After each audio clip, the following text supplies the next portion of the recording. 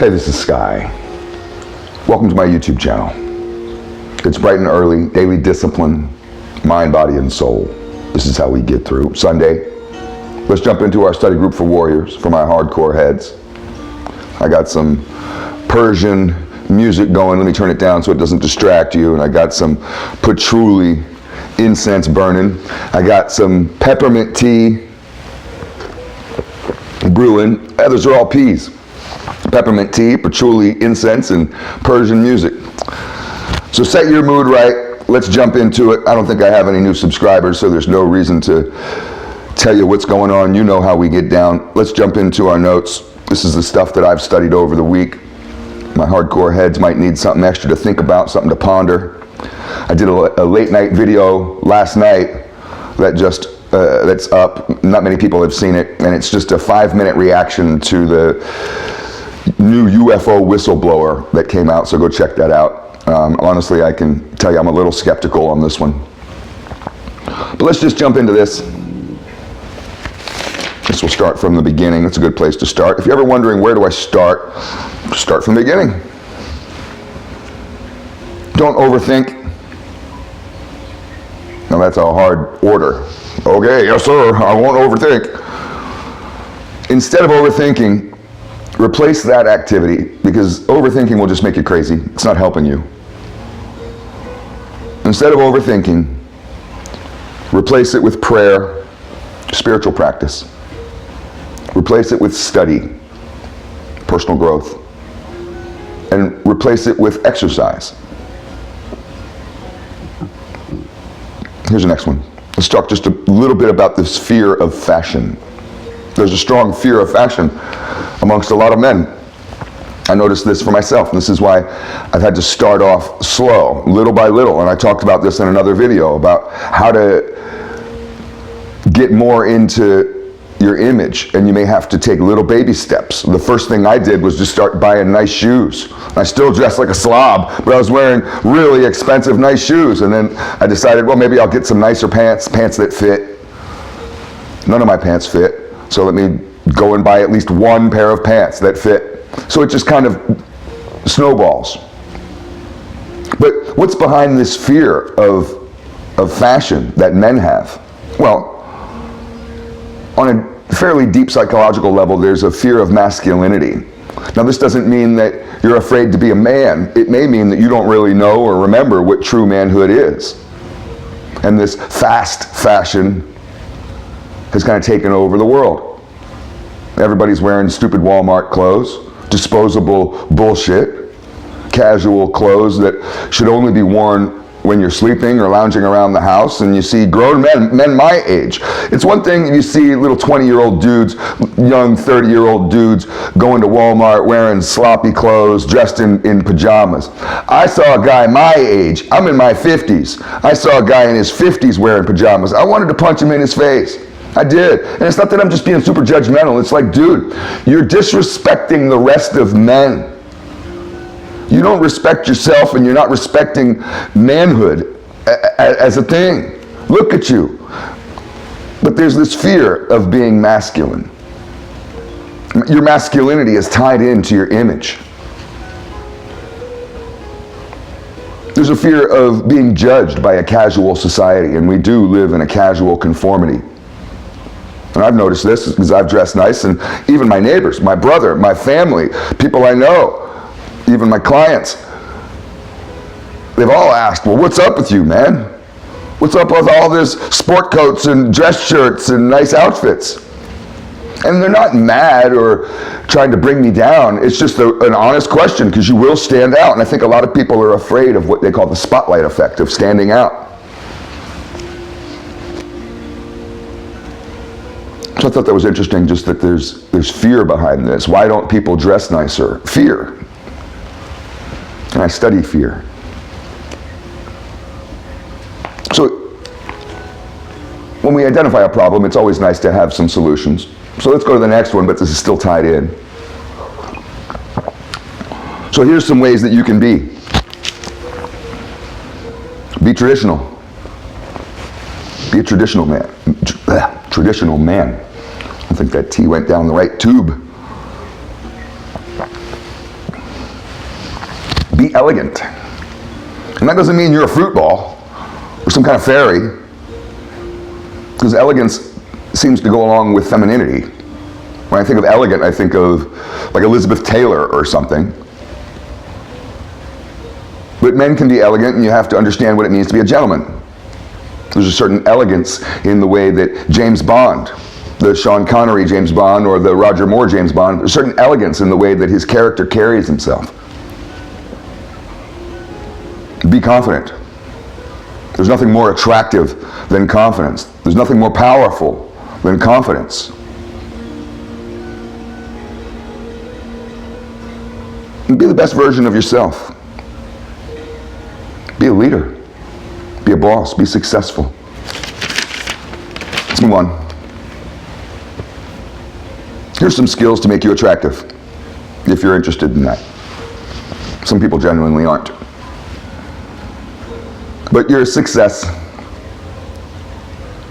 is tied into your attraction, and we can philosophize on what attraction is. Is it just simply good looks? There's a lot of really good-looking dudes who are not very attractive. What is attraction? Well, here's some skills to make you attractive. Communication. Good communication skills will get you everywhere in this world. I have learned that.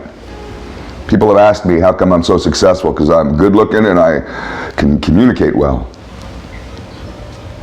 At least I used to be good-looking. I'm an ugly old man now. Learn how to cook. Women dig a dude who knows how to cook. But I tell you, you'll be the most popular guy in your friend circle, just amongst your bros, if you know how to cook. I've known a couple dudes who have been professional chefs. You love a professional chef when football's coming on, because he's going to go and whip up something real quick, grab a can of this, a box of that, bam, come out with a gourmet meal. And you're like, whoa, you just made that? That's amazing. It's delicious. Learn how to cook. It's a good survival skill. Makes you attractive. Be well-traveled. Gives you things to talk about, makes you seem worldly. Be disciplined. Be tough. Have hobbies. A guy with no hobbies is a loser. Have some financial literacy. Understand money. You could start by reading Rich Dad, Poor Dad. That's a good book, been around for a long time. Try to get a hold of your emotions. Have some emotional intelligence. Study stoicism. Try not to be such a bitch. Try not to be so overly emotional all the time.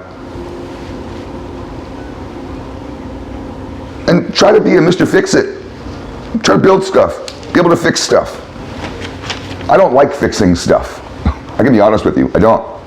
And I didn't start a service shop in the motorcycle industry. I have a fabrication shop. I didn't want to do service because I don't really enjoy fixing stuff, but I can fix stuff.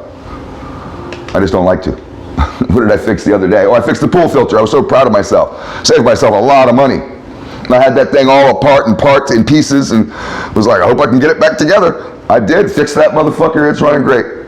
Be able to fix stuff. That'll make you real attractive. Let's move on.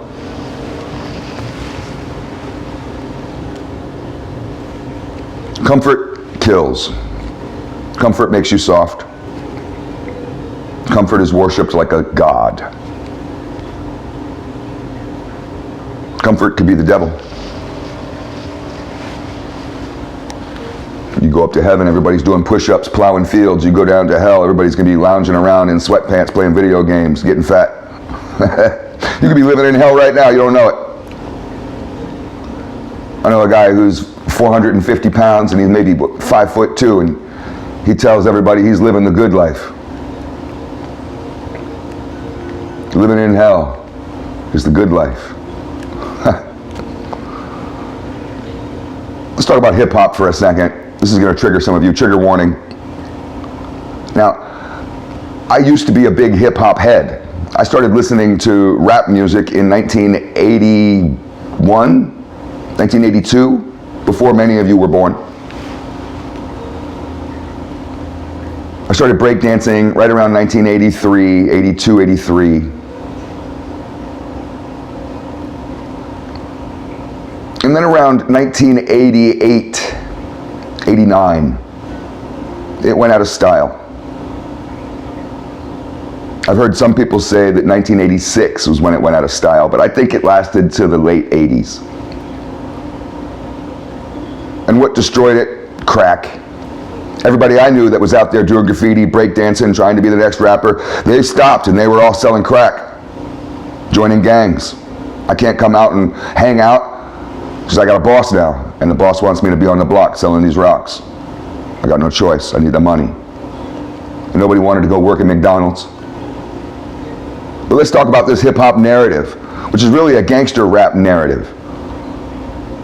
We can argue about who started gangster rap. Was it NWA? Was it KRS-One? Was it Schoolie D? Is the hip-hop narrative a psyop to destroy manhood? And that's an honest question. I've wondered about this. Why did hip-hop change? Because it used to be party music. Go listen to Sugar Hill. Go listen to Run DMC. Run DMC wasn't gangster rap. And one of the reasons why I say, for example, Run DMC and the Beastie Boys, I've seen both those bands in concert many times, multiple times, not many, but a couple times. In the early 90s, they kind of fell out because they weren't gangsters. They're college boys. And they weren't singing about killing people. They were singing about what hip-hop started as, was just party music. And the reasons why I say we, you super racist people of the culture, that was a term we never even used. There was no such thing as the culture. That's a new term put out by racists. When you hear someone say the culture, that's code for black power racism. I was down since '83, born and raised in the hood. The gangster shit was started by corporations, and I ran with a gang. I started my first journey in gangs at age 10. It was 1979, 1980. And hip-hop was a form of creative expression, creative nonviolent expression that we, the people in the streets, invented. It wasn't invented by promoters and producers and people with money. It was invented by poverty. And it was a way to get out of the house, to go party on a Friday night, to be around your friends, and to have a good time. And we battled, but it was friendly battles. Battled in creativity. Who could do the best art? There were graffiti battles. Who could do the best dancing? There was breakdance battles. Who could rap the best? You'd see two guys just sitting there rapping on the mic, trying to be the best. And they weren't talking about killing each other or beating each other up. So it all changed. And it changed in the mid-'80s, and the record labels got a hold of this shit.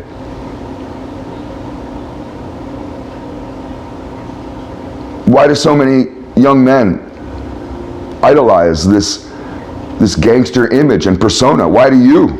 Why are so many of you? I asked this to myself in the mirror. I played this role for many years. Let's move on. Here's a question that was asked that and I forget who asked this, but I heard it when I was doing my studies over the week, and I wrote it down. Is anti-Semitism, we're switching gears here from hip-hop, is anti-Semitism really anti-Christianity? Got to philosophize on that a little bit. Here's the next one. And this is just an honest question, observation.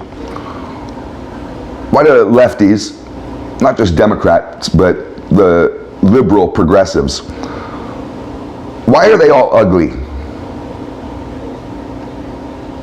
I mean, it seems to me that most of them, not all, we can't speak in all or nothing, but most of them are out of shape, they have bad style, they're a bunch of Karens and feminists and loser, emasculated men. If you want good-looking people, you gotta go find conservatives. It's just weird, maybe it's cultural.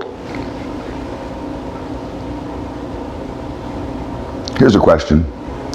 Why does the image of a strong man deeply offend the progressive left? Why does it offend so many? Why don't we see strong men in commercials and TV shows? Why are men made out to be oafs and losers? Why are there so many female superheroes that can beat men up? There's not a chick anywhere in the world that can beat men up. I dated a UFC fighter. She was a professional UFC fighter that was really good, and you've probably heard of her. with a backhand. Not that I ever did. I don't hit women. But this chick worked out. She was, at the time I dated her, she was Layla Ali's sparring partner, full-time sparring partner. That's Muhammad Ali's daughter. She hadn't quite joined the UFC yet. And she was training in many different martial arts styles. She had black belts with a backhand. I could put her to sleep on the ground. The cops could come and put me in handcuffs. Her parents would be screaming at me in court.